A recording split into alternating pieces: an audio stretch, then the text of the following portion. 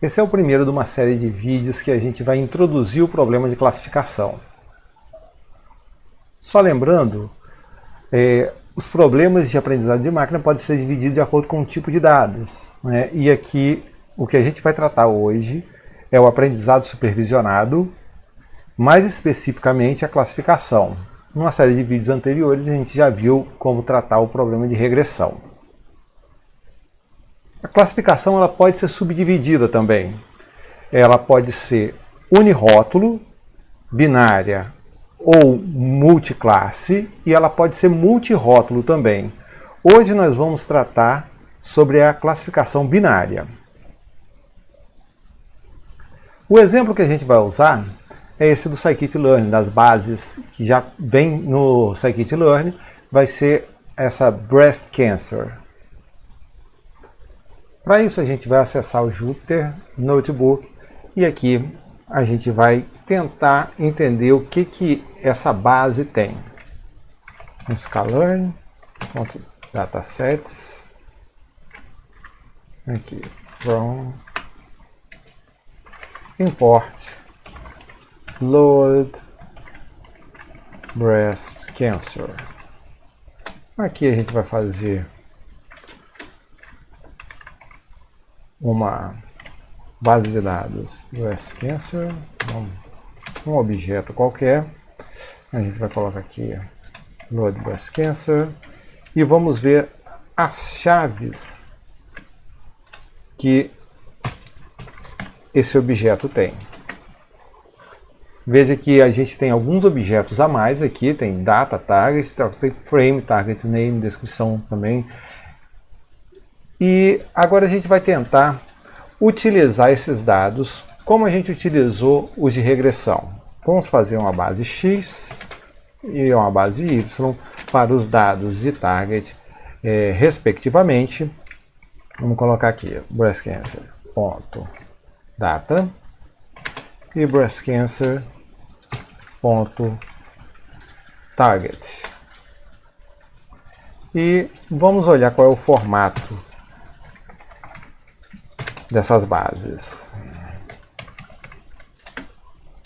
Tá, aqui tem 569 exemplos, 30 características e apenas um rótulo para cada exemplo.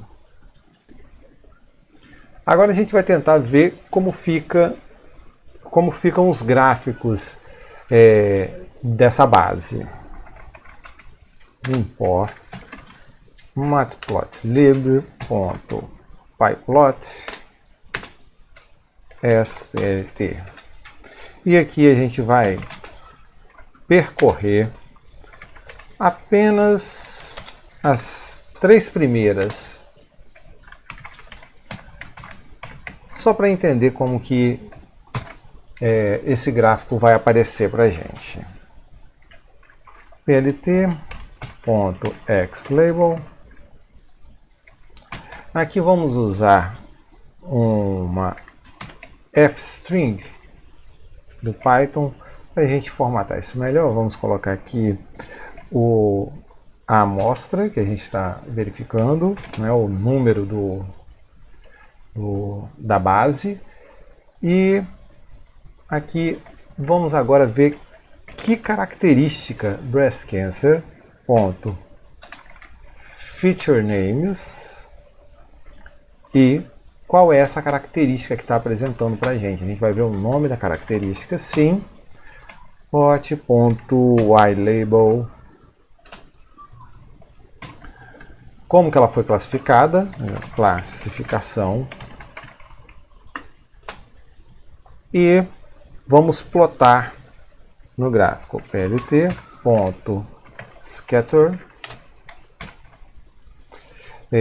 a característica e contra o rótulo.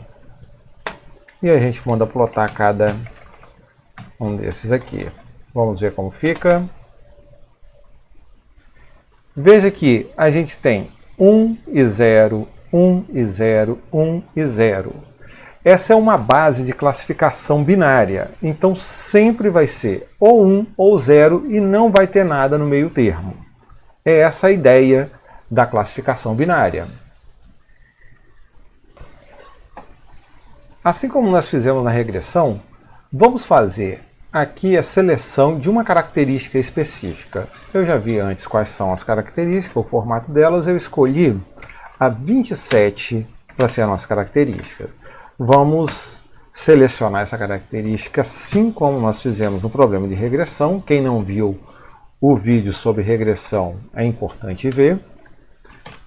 lt.xlabel é a mesma característica. A gente pode colocar a fstring aqui novamente com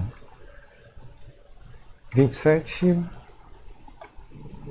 e a gente vai colocar o nome dessa característica, que é breastcancer.featurenames 27.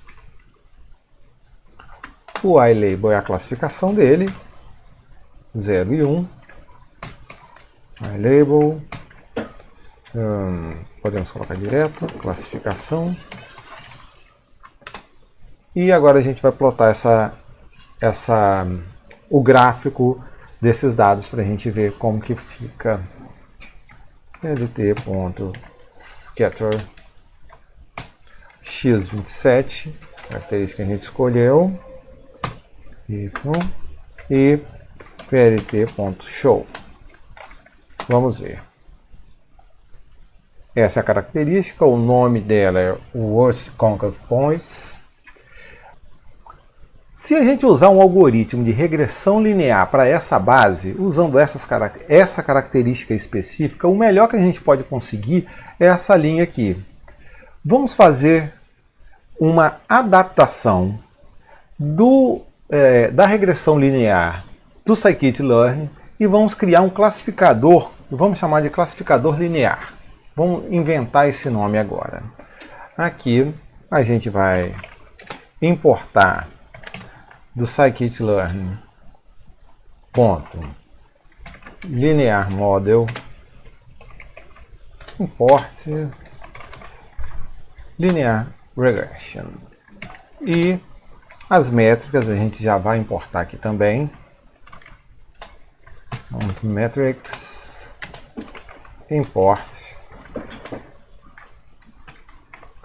mean squared error. Agora a gente vai criar uma classe que a gente chama de classificador linear. A gente está inventando isso agora.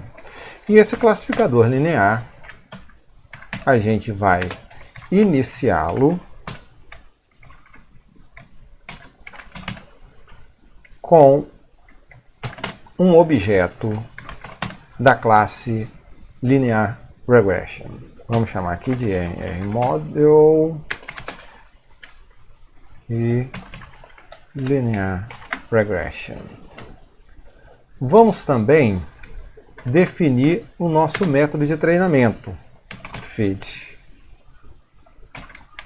self, recebendo x, recebendo o y. Vai ser fácil a gente treinar porque a gente já sabe como treinar o algoritmo de regressão linear. Quem não viu, é importante ver como treinar esse algoritmo de regressão linear nos vídeos anteriores. A gente coloca aqui o x e o y. E a gente já pode colocar aqui a predição das nossas amostras. Predict self x. E vamos chamar de ypred, o self.lrmodel.predict x. Esse aí é como ele vai predizer e vai retornar esse ypred. Esse daí é o nosso classificador linear que está fazendo uma regressão. A gente só fez uma adaptação dele aí. Vamos ver como ficaria o gráfico utilizando esse classificador aí. Vamos plotar aqui xlabel, xlabel, a mesma característica que a gente colocou antes, né? Vamos até aproveitar esse código aqui, colocar esse código aqui embaixo para agrupar. Aqui a gente vai criar o nosso modelo. Vamos chamar de classificador linear. Vamos treinar o nosso modelo. Vamos ver o que esse modelo prediz para a gente. x27.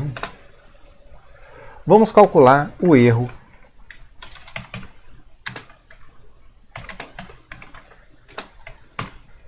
com o y e o ypred. Vamos plotar esse gráfico de erro.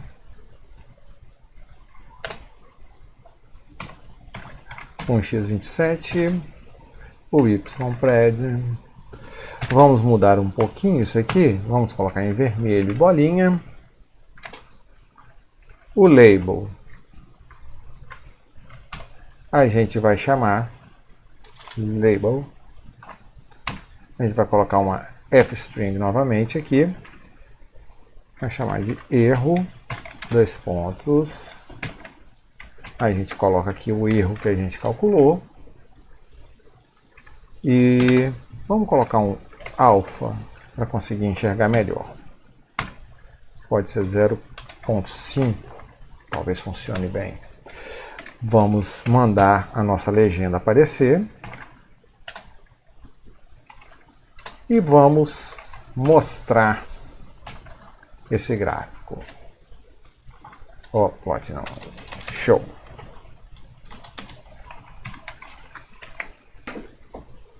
Aqui o erro. Eu mandei treinar com 27. Aqui. Veja que esse é o mesmo gráfico que eu apresentei aqui no slide.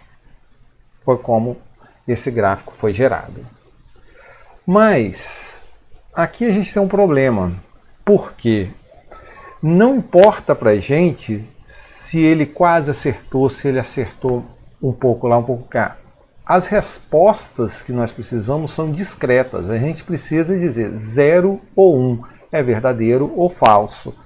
A gente pode fazer isso daqui para gerar um gráfico dessa forma. A função de classificação ela vai ter que ter 0 ou 1. E para isso a gente tem que fazer um pequeno ajuste no nosso gráfico. O que é que a gente vai colocar?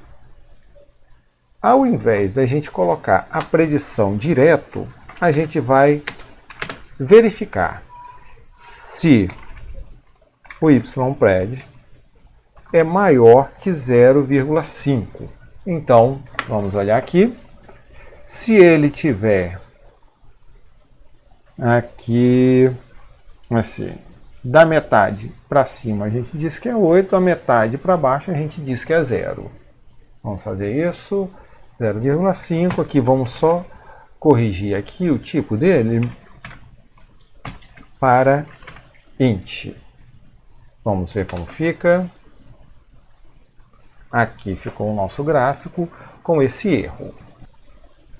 Nós podemos notar aqui que esse erro ele não diz muita coisa para a gente, não representa. O que significa esse erro? Seria mais interessante se nós conseguíssemos calcular a proporção de acertos em relação aos erros. A gente pode chamar essa proporção de acurácia. E a gente vai somar todos aqueles que o y foi igual ao ypred e dividir pelo total de amostras. Essa será a nossa acurácia. Acurácia. Tá aqui, a gente teve 91% de acerto usando. Se a gente recalcular isso, a gente pode observar que o erro ele é o complemento da acurácia. Então, quando a gente está calculando a acurácia, a gente está calculando o contrário do erro e vice-versa. O scikit-learn ele já tem um cálculo da acurácia para a gente pode usar aqui o scikit-learn, metrics, import, accuracy score, e a gente pode aqui imprimir o accuracy score do y e o ypred. Aqui é exatamente o mesmo valor. Então agora a gente vai calcular de novo, vamos só repetir esse código que a gente já fez. Só que agora vamos colocar a acurácia aqui. Accuracy score. Aqui, ao invés de erro, a gente vai colocar acurácia, podemos colocar accuracy score. Acurácia, e aqui sem acento, acurácia. Vamos ver, está aqui a acurácia. A acurácia é uma métrica. A acurácia é uma métrica que ela funciona, ela dá uma noção melhor do acerto, a quantidade de acertos e erros em problemas de classificação. Então ela é uma métrica mais ajustada para o problema de classificação. Aqui acurácia. No próximo vídeo nós vamos estudar a função de erro da classificação. Essa função de erro ela é diferente da função de erro de regressão. Isso faz com que os problemas sejam otimizados de forma diferente.